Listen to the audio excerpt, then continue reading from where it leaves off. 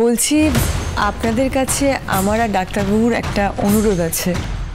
আমি আর ওদের বাবা চাই আপনাদের বাড়িতে যখন গুরুদেব আছেনই তখন ওনার আশীর্বাদ নিয়ে আমাদের ছেলেমেয়েরা শুভ কাজ শুরু করুক।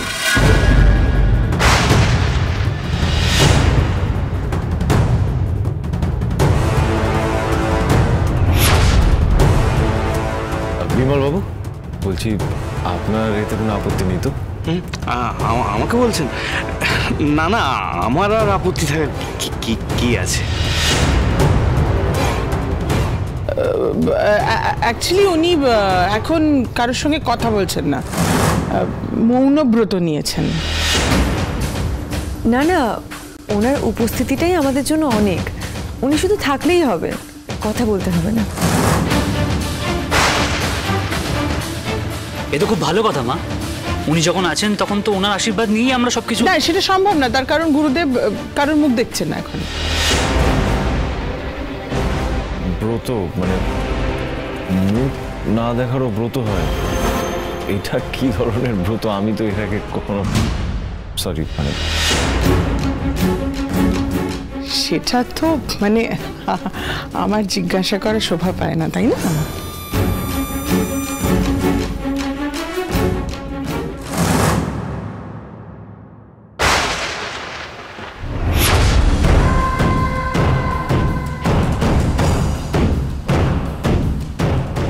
আটকাও, তোমার বাবা মাকে আটকাও। ওনারা তো বাইরের লোক, আপনি ওনাদের কথা না হয় বাদই দিন, কিন্তু আমি তো এই বাড়ির ছেলে। আর উনি যখন এই বাড়িতেই আছেন তখন রায়বাড়ির বড় ছেলেকে আশীর্বাদ করবেন না, সেটা তো হয় না। আর উনি কারোর মুখ দেখছেন না আবার কি কথা? একটু আগেই তো আপনি আর রুডি ওনার ঘরে ছিলেন, তাই না?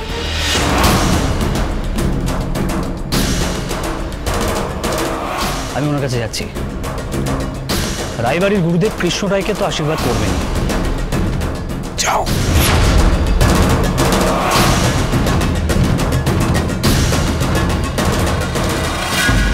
উনি কারোর মুখ দেখবেন না বলা হলো তো।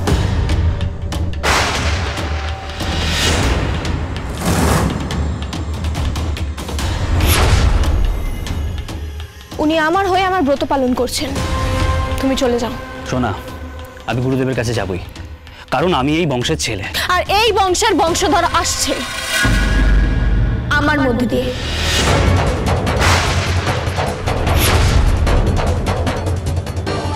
তাই উনি তার মঙ্গলের জন্য এই ব্রত পালন করছেন। ওনাকে প্লিজ বিরক্ত করুন।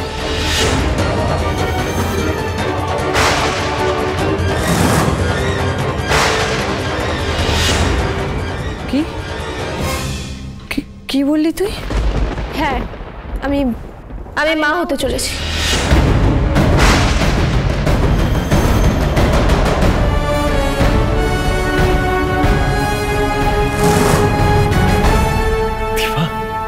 আমার সেদিনে ছোট ছোট মেয়ে সোনা কি বলছে? ও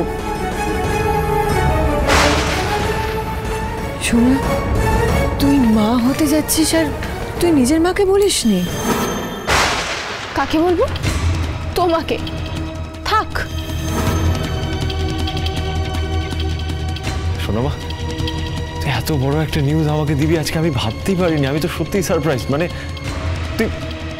তুই সত্যি বলছিস?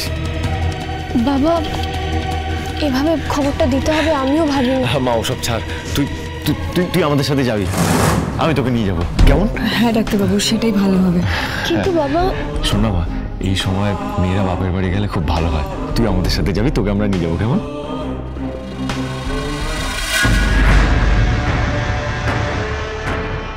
কুন্তলা বলছি, মানে এই সময়টা যদি আমাদের সাথে যায়, আপনি দেখবেন সব মান অভিমান মুছে যাবে, সব ঠিক হয়ে যাবে।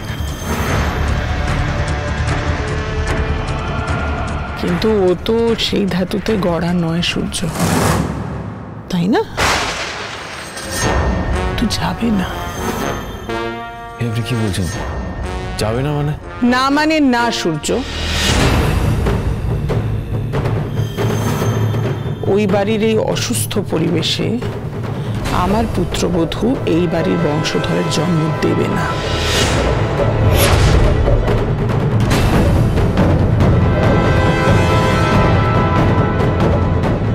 কুন্তলা, আপনি ওকে এভাবে আটকাতে পারেন না। শোনা, তোমার মহান মা তো তোমার মুখ থেকে না শুনলে থামবেন না। তুমি নিজের মুখে মাকে বলে দাও, বলো বাবাকে যদি একটা কথাও বলেছ তাহলে কিন্তু তোমাকে আর বাবাকে দুজনকেই শেষ করে ফেলবো। তোমাকে কেউ বাঁচাতে পারবে না সোনা, কেউ না। শোনা,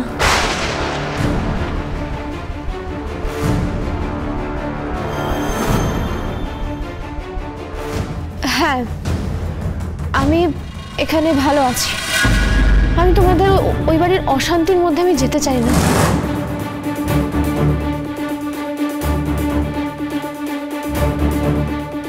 দেখেছেন কি শাশুড়ি নেওয়াটা হয়েছে মেয়েটা? হ্যাঁ, ঠিক আছে, আমি তো আছি। আমি থাকতে তোমাকে কোথাও যেতে হবে না, কেউ তোমাকে জোর করবে না, কেমন? আর তাছাড়া গুরুদেব আমার কল্যাণের জন্য এই ব্রতটা রেখেছেন। নতুন করে বাড়াবাড়ি করে আমার জীবনটা শেষ করে দিও না প্লিজ। ওনাকে দেখার চেষ্টা করো না। আর আর রইল বাকি রূপা।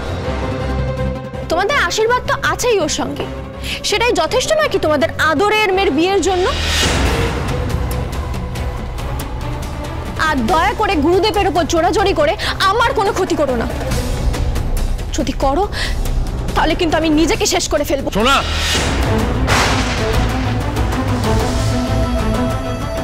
সব বাজে কথা বলছিস কেন তুই? এই ধমকগুলো তুই আমাদের দিচ্ছিস?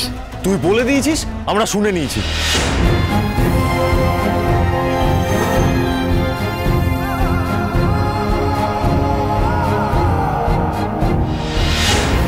বুঝেছি,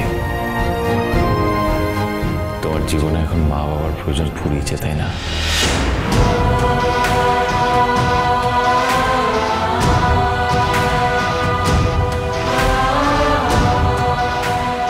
বাবা, আমার কথায় তুমি কষ্ট পাচ্ছ, কিন্তু আমার যে কিছু করার নেই বাবা, কিচ্ছু করার নেই। শোনা, শোনা দাঁড়া। দীপা দাঁড়ান। দীপা, মা মেয়ের কাছে গেছে, প্লিজ আটকাবেন।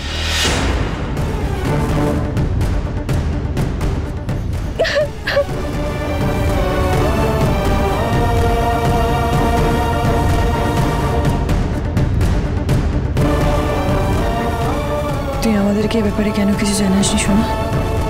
শোনা, কেন এসেছো? চলে যাও প্লিজ, চলে যাও এখান থেকে। আমাকে একটু একা থাকতে দাও। তুই কি লুকোচ্ছিস আমাদের থেকে? দেখ, অনেক প্রশ্নের উত্তর আমার জানা নেই, কিন্তু তুই জানিস। শোনা, কেন মুখ ফুটে কিছু বলছিস না? তুই এভাবে নিজের জীবনটা কেন নষ্ট করছিস? শোন, আমার দিকে তাকা। আমি থাকতে পারি, তোর বাবা থাকতে পারে, রূপা থাকতে পারে তোকে বাঁচানোর জন্য, কিন্তু সেটা কদিন? এবার তো নিজের সেফটিটা নিজেকে বুঝতে হবে সোনা। ভুলে যাস না, তোর শরীরে আমার আর তোর বাবার রক্ত বইছে। আমি চাই তুই নিজের জন্য এবার নিজে শক্ত হয়ে দাঁড়া, নাহলে কিন্তু অনেক দেরি হয়ে যাবে, কিচ্ছু বদলাবে না। তোর গালে যে অ্যালার্জির দাগ, এটা বাড়তেই থাকবে। তোর প্রাণের চেয়ে যে প্রিয় মানুষ তোর বাবা, তাকে তোকে এভাবেই দূরে ঠেলে দিতে হবে। তোর কষ্টটা আরো বাড়বে সোনা, কমবে না। একটু বোঝ। আচ্ছা, তোকে আমাদের কথা ভাবতে হবে না, তুই নিজের কথা ভাব প্লিজ।